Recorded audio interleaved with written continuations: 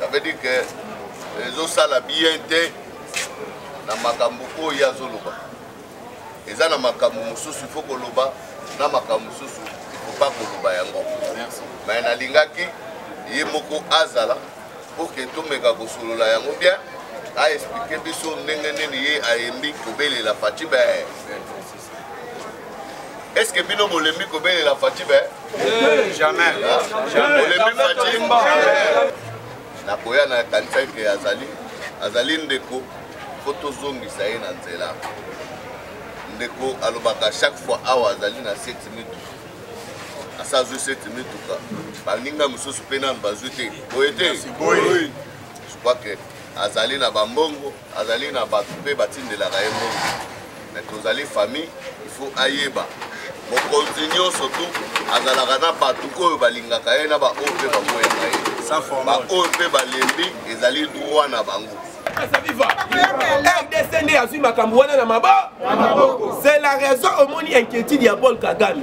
Pourquoi bato bazui eloko oyo? Ngai déjà naza ko kufa, mutu akufa bazui sous marteau ya 10 tonnes nantolwe.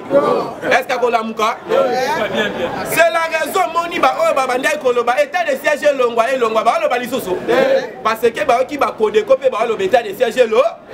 Donc rebelle on sait état de siège longwa député pas sait état de siège longwa. Comprendre ba ya ça ni mort.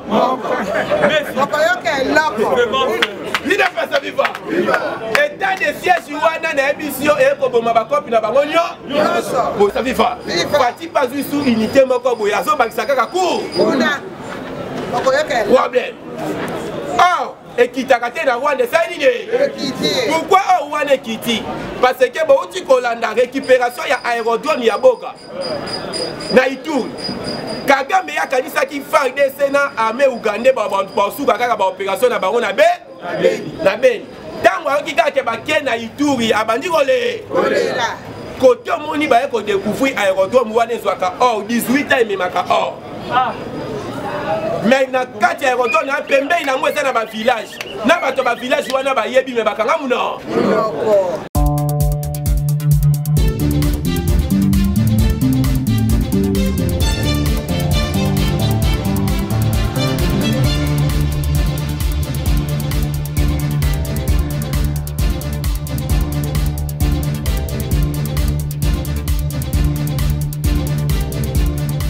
DPS, viva! Viva! Oh le bâtard, on l'aime bien, la monnaie. Chaque fois, il y a un monde à rapide, IDPS, viva! Viva!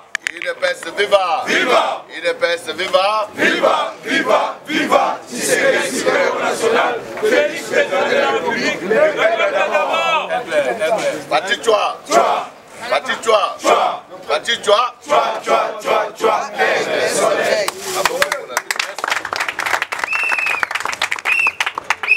Fatibe! Fatibe! Ok. Je crois que merci beaucoup Nandenge Boyaminga Nanu. Normalement, Nayaki Puna Solula Nabino, Na Solula Pe, Nandeko Gilles. Pona Kupenda et Matoi. Ça veut dire que les autres salles bien été na makambo oyo azoloba. Eza na makambo mususu il faut koloba na makambo mususu il faut pas koloba yango. Merci. Mais na lingaki ye moko azala pour que tout meka kosolola yango bien a expliquer biso ndenge nini ye ayembi kobelela Fatibe. Est-ce que bino bolembi kobelela Fatibe? Jamais. Bolembi Fatibe. Eh bon l'accent soki bolembi Fatibe otokoli ma bolembi. Est-ce que bolembi Fatibe ton? Est-ce que bolembi kobelela Fatibe ton? Est-ce que boboyi kobelela Fatibe ton? Est-ce que boboyi kokumisa Fatibe ton? Voilà.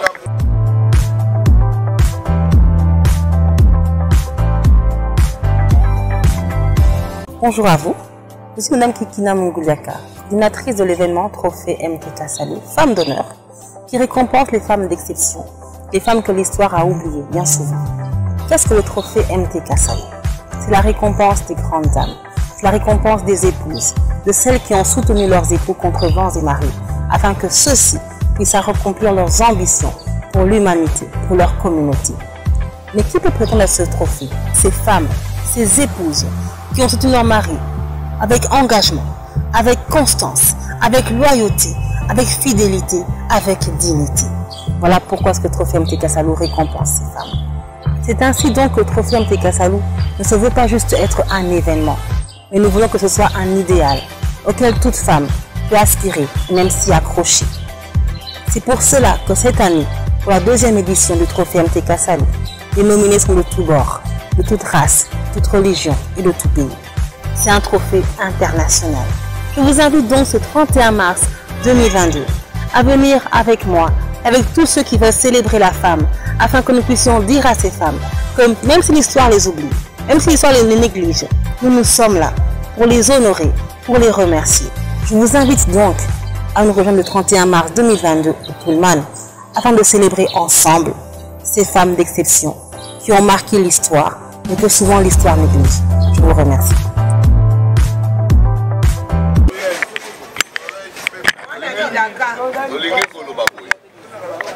Mwana oyo azolakisa papa na ye Musape, je crois mwana wana azali mwana ya liba papa balakisaka ye Musape te. Totala bana ya Noé oyo batalaka mutakala ya papa na bango basala nini bazwa malédiction. Voilà pourquoi nakoloba mingi te nakoya lobi tango ye moko akozala po ezala songi te ezala te ke nayaki koloba na nsima ya mokongo na ye nakoya na kanisa ke azali ndeko po tozongisa ye na nzela.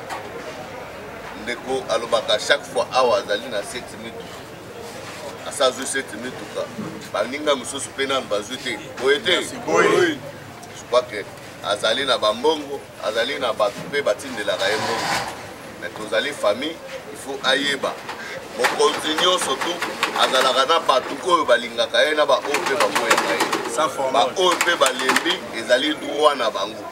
Mais Fati aye kaka po asalela bakombata ya UDPS te. Fati aye po asalela peuple congolais. Place mbongo mboka na biso ezalaki. Total la place mboka na biso ezalaki.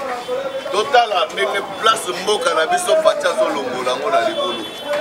Lelo mboka na biso banda to banda nani amonaka président FIFA na mboka na biso? Jamais. Lelo tozomona ba 5 présidents bazoya na mboka na biso.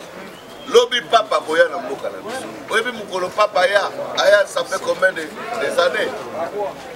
Voilà pourquoi tozoloba ke mboka na biso ezali na kati ya kobotama. Fati azobunda nanu même peuple congolais tozoyebisa ete mboka ebongaka te mpona pombo ya sardine. Mboka etongamaka te mpona ndunda. Mboka etongamaka te mpona lipa. Développement ya mboka eyaka soki justice esali nini? Esali mosala. Même Bible elobi yango. Alors Bible elobi la justice élève une nation. Nulle part Bible elobeli lipa ke ekobongisa mboka. Voilà pourquoi tulobi Fati aye kobunda pour que mboka na biso etomba. Mutu moko te akoyebisa nga na UDPS tobunda mpona baintérêt na biso. Jamais. Soki bakombata ya UDPS babundela mpona baintérêt na bango mais bakenda déjà na bato oyo batrahisa. Mais balanda bato basami badibanga tant Sami Badibanga akomaki ministre, premier ministre, akendaki na combien de députés? Pourquoi majorité ya ba députés ya ba combattants batikalaki? Batikalaki parce que bazobundela idéal, bazobundela le peuple là d'abord. Merci. Tobundela ba ventre d'abord. Même tango ndeko na biso Tibala aye ko trahir les sources. Akenda na combien de députés? Des combattants. Akenda na ba combattants ebelete. Akenda soki na 10, 15. Mais pourquoi ebele la majorité batikala? Parce que tozo bundela idéal. Tozo bundela ba ventre na biso te. Boyete. Voilà pourquoi tolobé na kozonga les sous lobé onaya na expliquer à comprendre à s'excuser pour les choses à ma combattant. Merci. En tout cas, merci. Merci. 8h à 10h na kangi Kabila yemo la nga pakata mbau makolongulu Tshisene Sénégal il ne passe viva Batouana ba préparaka c'est la raison pour laquelle Chadar alobaka to paralyser mboka ba préparaka imaginez le chef de l'état a ekosala 2 ans na pouvoir si ma ba ko découvrir après 2 ans que Mindu kezaka na ndaku ya John et puis 2 ans il ne passe viva pona bisayo ke babiloko nanu babombaka ebe yango ezalaka ko assurer bango bato nyonso bazolo babaza na exil kikaya bin karubi Kalef Mouton Jean Numbi côté babatami wana espoir na bango kanisa ezani puya na bango ezaka kanzambe loko moko ya mabe la fatibe po babima soki bozo ebate il ne passe viva wana eloko bazo sambela yango wana mais selon information na ba service à makaso et travailler na président de la République batu wana babimite babatami eza na bato babombi bango mais suka bakobi il ne passe viva suka bakobima babombi bango bien parce que bayebi soki bokangi John Numbi bokangi Kabila à tout le pouvoir que ces hommes incarnent, qui pourrait être un pouvoir partagé. Parce que c'est vrai que c'est l'homme qui, au premier plan, semble être plus visible, mais derrière, je ne dis pas derrière, à côté, il y a une femme qui agit et qui donne aussi sa contribution à ce que ce pouvoir soit effectif. 2022, Kinshasa, capitale du monde. 6 femmes venant d'ici et d'ailleurs. 6 femmes qui ont accompagné avec honneur, loyauté et fidélité le combat des grands hommes. Un trophée. MTK Salou, femme d'honneur, au mois de mars 2022. Bokangi Kalef, Bokangi Kabila. Yango moni procès, il y a des experts, il y a Nations Unies. Tokati yango mais Union européenne, États-Unis d'Amérique qui va au nord. Biso moko tozongeli makambo wana azé. Parce qu'il faut pas qu'il y ait un autre qui fobo. Pour ce wane ko mema biso mutomande. Il ne peut pas vivre. Oyebi depuis lobby ba président déjà ba komoya. Des présidents déjà baza awa misusu ba royale. Toza na Evariste Ndashimi ya Burundi. Na Archange Touadéra ya Centrafrique bayaki déjà. Lelo tozozwa Cyril Ramaphosa. Tozozwa Sassou Nguesso, tozozwa Yoweri Museveni ya Uganda. D'ailleurs lelo eloko ekimisi Kagame atie maboko na mutu ezali. Il ne passe vivre.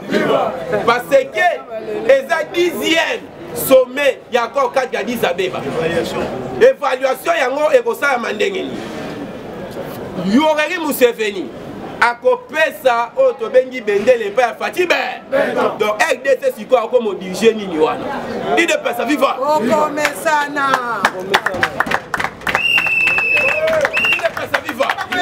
RDC a suivi Makambuana na Mabo. C'est la raison au monde inquiétude de Paul Kagame. Pourquoi Mato Bazui et Loko Oyo? Naï déjà Nazaya Kokufa, Moutoua Koufa Bazui sous Mato, il y a 10 tonnes, il a est-ce qu'il y a Mouka? C'est la raison Moni Ba Oyo Babandai Koloba, état de siège Longwa et Longwa Ba Loba Lisoso. Parce que Ba Oki Ba Kode Kope Ba Loba état de siège Lo. Donc rebelle on sait état de siège à Longwa, député par ce état de siège à Longwa. Comprendre Badia à Sanimo. Il ne peut pas vivre. État de siège wana na émission et pour ma copie na bangonyo. Pour chaque élection, Kagame il faut bimisa ba sénateur na ba député na pour ba pesa ka information makamboso le kanambo. Mais na minute zo simbate. Parce que Fati a tieli eloko moko kuna kombo nango état de siège. État de siège. Il faut ba infiltrer. Moi il y a quoi infiltrer exacté. Côté ba infiltrer ka ba kota ka ba AFDL na Virunga. Kuna ba américain ba former ba EcoGuard ya maka. Il ne peut pas vivre. Fati pas sous unité moko boya zo ba kisaka ka cour. Problème. Oh, et qui t'a gâté dans Rwanda, ça y est. Pourquoi Rwanda Kiti? Parce que bon, tu collandes la récupération, il y a aérodrome, il y a Boga. Naïtou. Kagame ya kanisa qui fait des sénats armés ougandais pour sous kaka ba opération na bango na Ben. Tango ki ka ke ba ken na Ituri abandi kolé.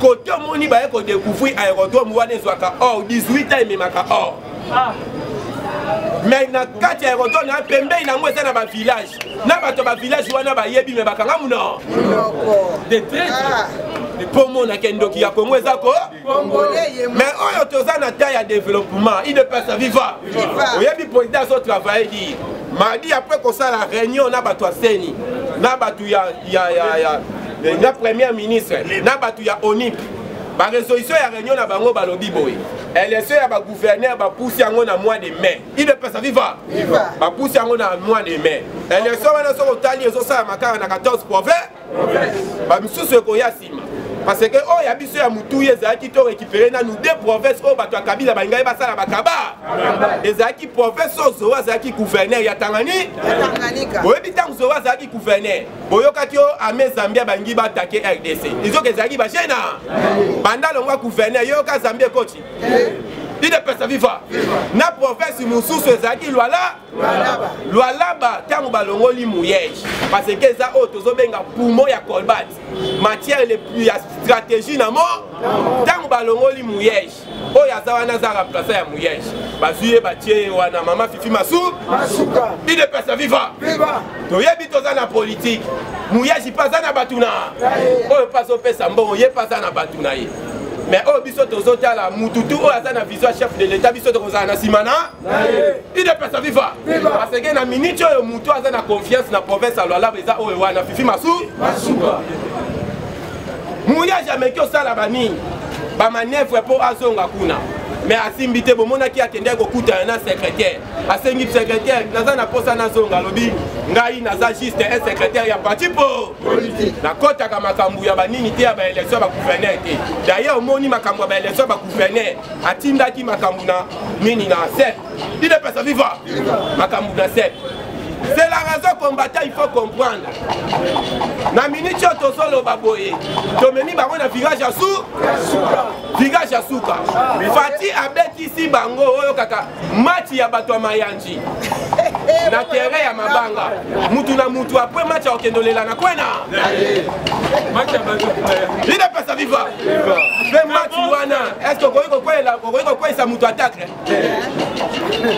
oye banini bango ba mesanaka pays moko boezaki nango passoir pays sans loi yiba toka kima il ne peut pas vivre mais na minute yo baza kokangama o to benga bango na prison à ciel ouvert na munoko bazolo bato gagner élection balengisa yo mais na mutema bazo raisonner ndenge ni toko se déguiser lokola mwana mwasi poto kima kobosa na tefie na biso Willy Bakonga se déguisaka lokola mwana po akima na Njela Brazzaville oyebi no kabelo na jipa muku eloko ebomisaka eboyebi ko denda yebaki azotambola kaka Bakonga bazwaka to bazwaka ete il ne peut pas vivre combattant sala na oya ko sepela projet ya 145 territoire lobi déjà étude ya ITIA et la Kisi Institut International pour l'agriculture tropicale. Balobi boye, il ne peut pas vivre. Balobi boye na ITIA wana. Chaque territoire va développer en agriculture, maïs, haricots. Chaque territoire va engager au moins 1 million de personnes. Calculé, si chaque territoire va 1 million de personnes, pour de 1 million de personnes, va avoir ça.